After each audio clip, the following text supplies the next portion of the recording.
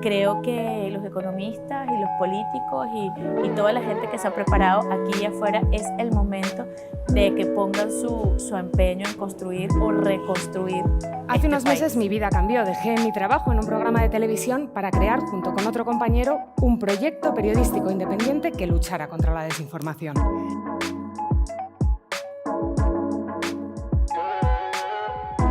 Porque lo que nosotros hacemos es contrastar dichos, a veces dichos de líderes, a veces de medios, a veces de usuarios de redes sociales, con los mejores datos disponibles. We know we're seeing a lot more people using their iPads, their phones, while they're watching something on television.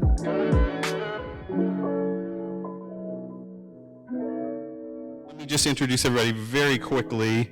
We'll start on the far left, Clara Jimenez Cruz, who is co-founder and CEO of Maldita.es from Spain. Laura Zommer, founder of Chequeado in Argentina. Natalia Guerrero, the managing editor of Factchequeado, which is what we're going to talk about a lot today.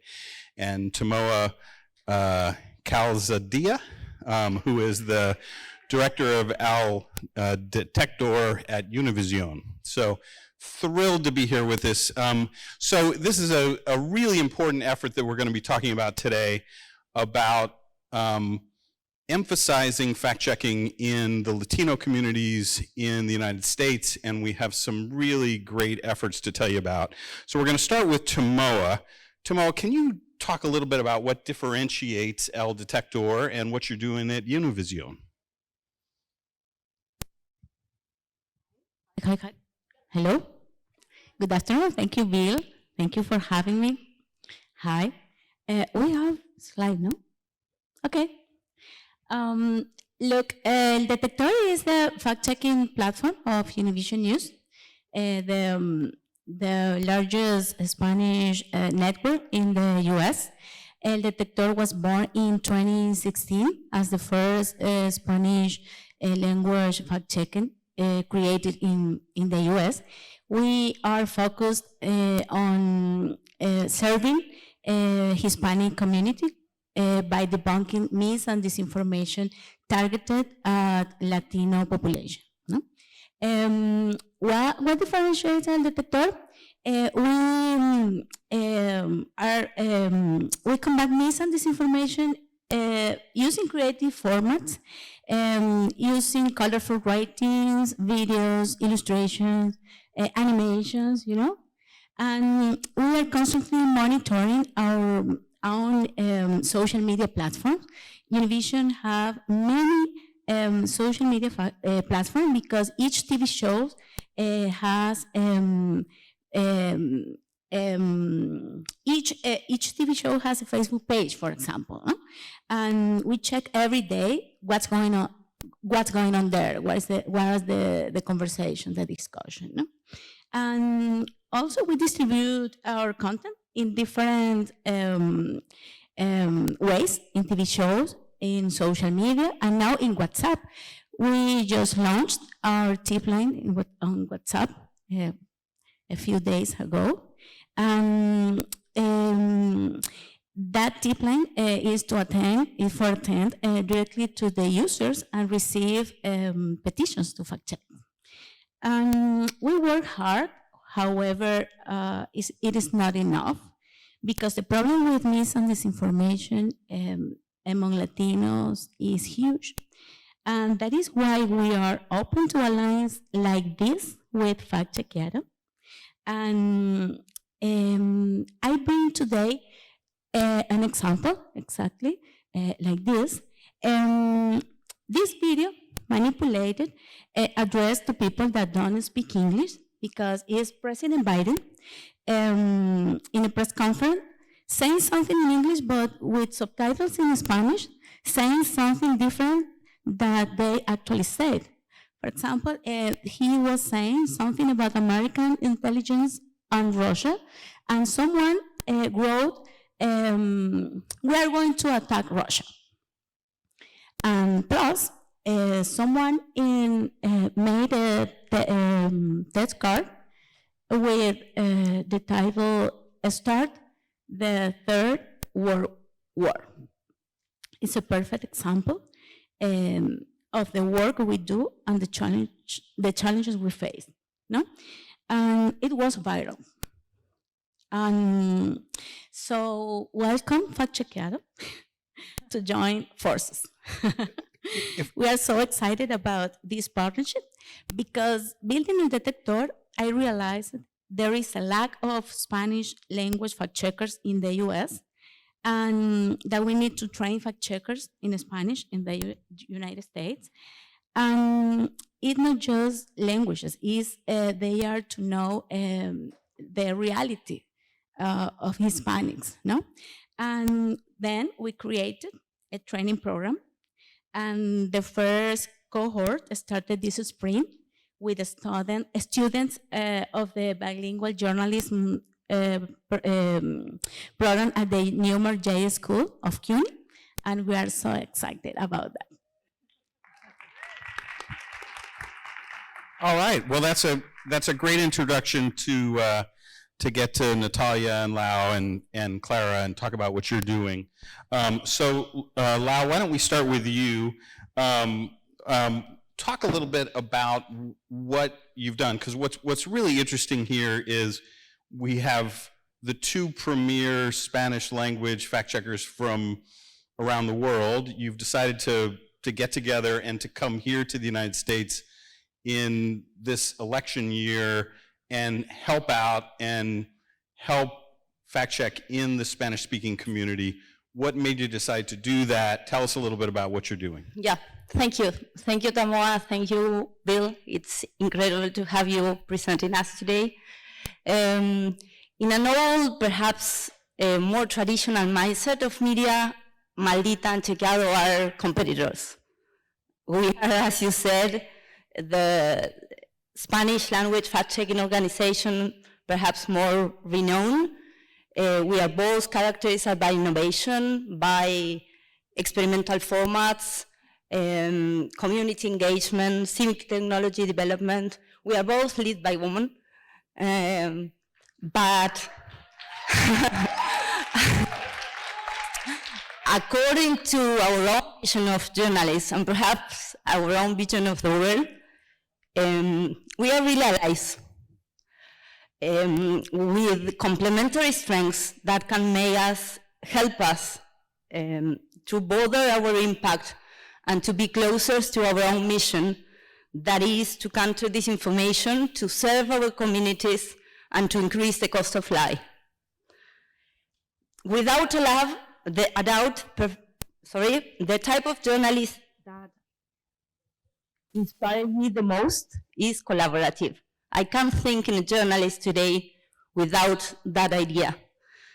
And after years of talking with Clara from outside US about the need of Latinos and Spanish-speaking community in US, Maldita and Chequeado joined forces to launch Factchequeado today. That is an initiative to create a community, and that's important for us. We want to build a community to fight against disinformation in Spanish in the US. And perhaps a lot of people here ask why we are doing this. And it's not just that we want to have a new chance to have fun or to work on. It's because during a long time, we see that content that perhaps is created here arrive to our own regions or countries. And also we know that content from our countries arrive here. And we all know that disinformation knows no boundaries, and many times it's created especially for export. And then there's also another reality that that's why one of the reasons why we are here is that mis and disinformation in languages other than English that not receive the same attention by big techs and not receive the same attention by a lot of governments around the world. And then as perhaps they are not looking there, we are coming here. For years, we notice also that the approach taken by American fact checkers is not enough to serve Latin American communities. It's not just one Latino community in this vast country. There are a lot of different languages and cultures. Natalia is going to talk more about that and about our allies. Then developing innovative formats and also being where the people are and listen to them and produce content to answer the question these communities have is key for us. It is also important to be on the channels and the media where they receive information and where they communicate with each other. WhatsApp, for example, and Clara is going to tell you more about that. That's why we plan to launch Factchequeado. Clara, why don't you tell us a little bit more about how you've been building the community, because this is not just the three of you, but you have gotten PolitiFact involved and many others, and in my home state, Enlace Latino, and so talk about that a little bit and how you've gotten everyone together.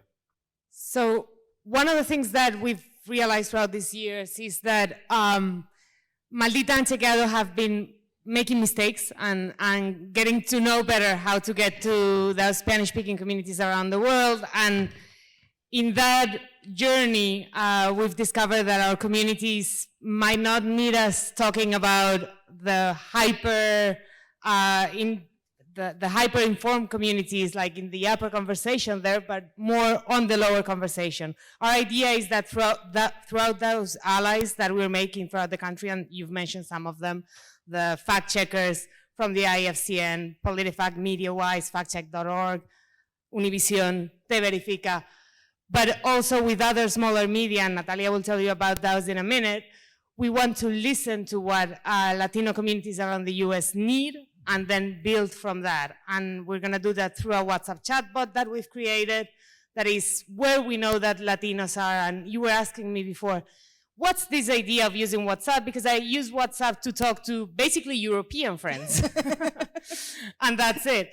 Well, the thing is that what we've seen and what happens in general in the Global South is that people use WhatsApp for many more things than just communicating with friends and family. They use WhatsApp to consume news, to share information. In the same way they gather the information when they sit at the bar and talk to people. They not necessarily watch the news at the end of the day, but they gather the news and they consume news in a different way. So our idea is, let's see if this that we have applied in Spanish-speaking countries around the world can also serve Latino communities in the US, because they're most probably talking to their families back home and gathering information from those personal conversations, the Facebook groups Tamoa was talking to you about, but also bigger groups on WhatsApp as we've seen in Brazil. Let's get to WhatsApp, listen to them. We're gonna be able to give those people fact-checked information, and in return, we're gonna get to know which are the viral contents that are going around on those WhatsApp conversations,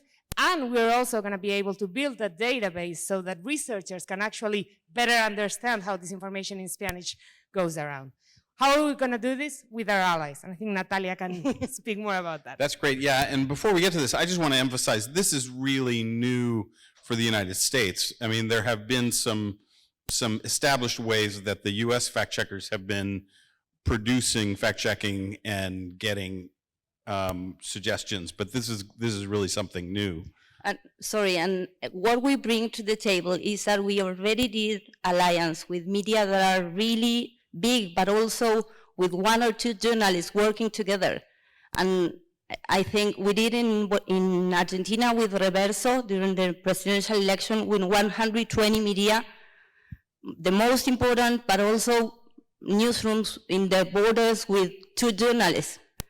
And if you develop a workflow that can benefit all of the people working, then you're going to have much more impact.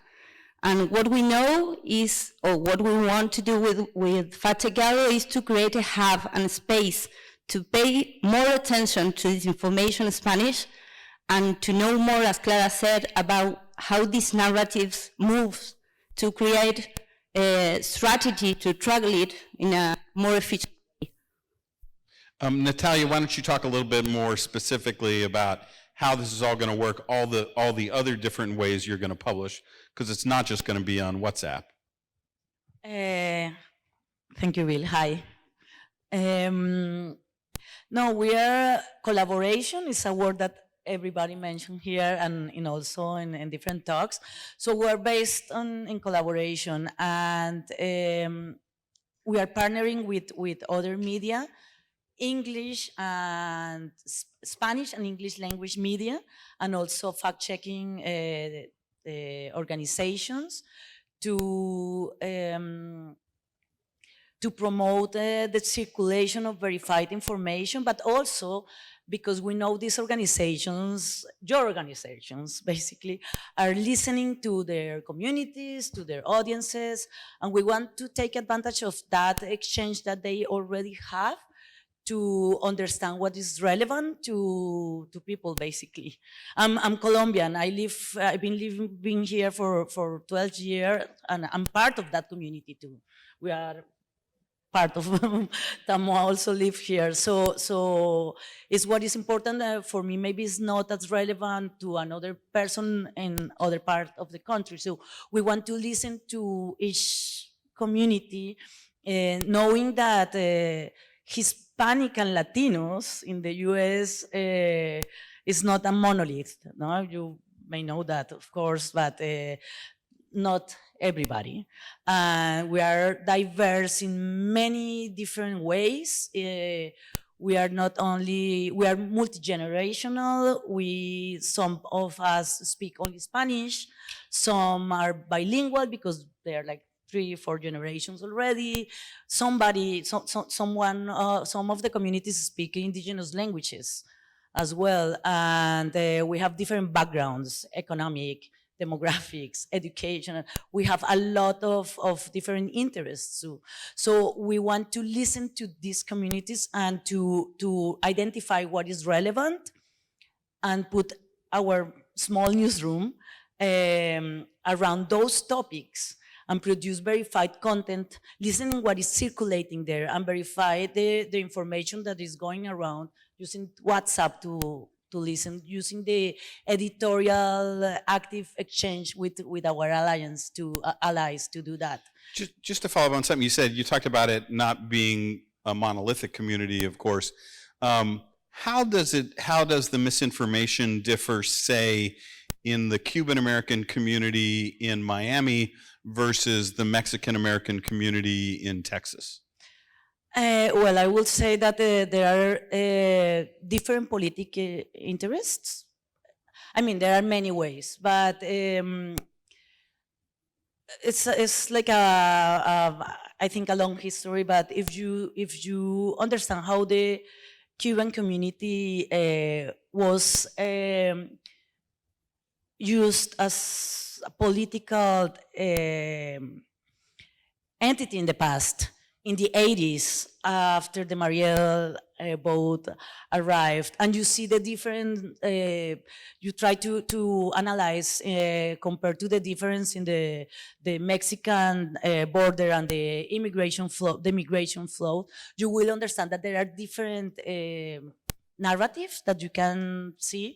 It's different for a specific community that is already enrooted in this country for decades, what they receive, and also a community that can vote, you know, to undocumented immigrants who are arriving new, let's say, to be part of different communities. So I think the age of the communities, for example, is an important factor for those narratives. I would also add to that because most of this information that we are seeing targeting Spanish-speaking communities is hidden somehow. It's in these closed conversational apps that are encrypted, and that we cannot just look up on Twitter and see what's going on. We don't really know who's targeting each community. But what we have seen in Argentina and in Spain and in other Latin American countries is that the people that are fabricating that disinformation put it first on WhatsApp and then let it go to the open places. And there's a lot of disinformation there that we're not being able to see right now because we're not listening where they are. And that's part of it's a kind of experimentation in a closed place. And if that narrative goes well and start to go viral in WhatsApp, 1 or 2 days after, we saw it in the open social networks. Then trying to approach these narratives inside WhatsApp or the closed channel give us a chance to be on time. We always listen that fact checkers are always after, and we take a lot of time to make our articles. I'm sure you receive that critique from a lot of colleagues. Then we know that make a fact check properly takes time. We want to know what to check before arrive to the world or the social media. Then that's, we are not sure this is going to be exactly the same here, but we have our, as Clara said, our own failures and success serving this community outside US, and we are almost sure that some of our learnings can be useful. Go ahead. You mentioned the research component. You're going to track this. Talk a little bit about how that's going to work. So the thing is that with this creation of a tip line on WhatsApp enables you to gather all the disinformation that people forward you. And it enables also you to see if those are frequently forward contents or contents that have only been forward once, to sort of measure the virality that it might be having. It's like when you do a poll. You don't ask the whole country, you ask 1,000 people. And with that 1,000 people, you're sort of able to know if something is very viral or not. If you have 1,000 people writing to your chatbot every day, and out of those 150 ask you about one topic, you can more or less think that that's a viral topic within WhatsApp communities. So from there, one of the things that we've seen in Spanish-speaking countries in general is that when researchers approach us, they're always talking about Twitter. No, we want to research on Twitter, how this and that, and it's like, I don't know in Argentina, but in Spain, there are 5 million people on Twitter and 47 million people in the country. And what's more, the 5 million people are journalists, politicians, and trolls. And that's it. There's not real people there. And then there's no way to do any kind of research around this information there. But if you do research with what has been coming through WhatsApp and through the tip lines of the different fact checkers in a country, you can get a much better sense of which time of this information is actually affecting those communities. And adding to that is we are repeating, and you listen to us in different global fact, that there are almost no research about disinformation in Spanish. Then we want, with Factchequeado, also give the academics input, content, to make this happen. Perhaps being here, it's easier. This is very cool. All right, we need to wrap we are up. But time. Why don't you? I want to add something. Yeah, if you could tell folks where they can follow this. If we can put up the last slide. Presentation. While they... There we go, okay. Info and... This is our website. I want to add something. We are launching today, and we are very proud. Yeah, thank you. Thank you, Rosenthal. Okay, I don't know if this is day 1, day 0, but anyway, we are very proud. We have already 9 allies, 9 partners, and I want to mention them. So on one side we have, it's the same side, but I will say. First, we have the top fact checkers in the US. So we have Te Verifica from Telemundo, ElDetector from Univision, PolitiFact. We have MediaWise, Factcheck.org, and we also have 4 amazing local media, Documented New York, Enlace Latino North Carolina, Conexión Migrante, Oh yeah, which is basically US, Mexico, US border. Affected by this information. Yeah, US like big region. And also very proud La Esquina from Kentucky, which is amazing too. And I think we're starting pretty well. You are welcome to join us. Great. Yes. You guys, thank you. This is a great effort. Thank this great panel.